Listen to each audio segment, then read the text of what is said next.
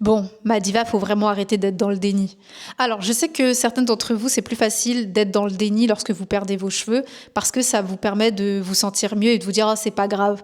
Mais il y a une limite au déni. Vraiment, il y a une limite au déni. Quand tu vois presque ton crâne, ou même que quand t'attaches tes cheveux, c'est plus comme avant, il faut pas rester dans le déni et te dire, non, c'est rien. Non. Et je sais que, justement, le personnel médical contribue à faire en sorte que vous restez dans le déni, dans le sens où, quand vous parlez de votre chute de cheveux, souvent ils vont vous dire c'est rien, ça va repousser, nanana. Mais non, en fait, il faut pas les écouter. Parce que le problème, c'est que 1 an passe, 2 ans passent, 3 ans passent, et plus les années passent, et plus ça s'aggrave, et puis après, tu te retrouves dans une situation qui est juste incroyable, que tu ne pensais jamais arriver.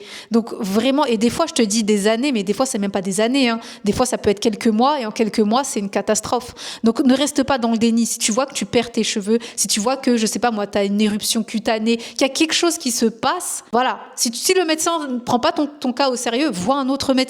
Parce que si tu restes dans le déni, ça peut potentiellement beaucoup s'aggraver et après être irréversible et on peut plus rien faire.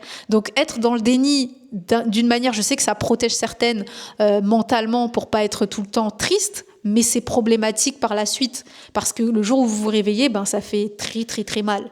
Donc voilà.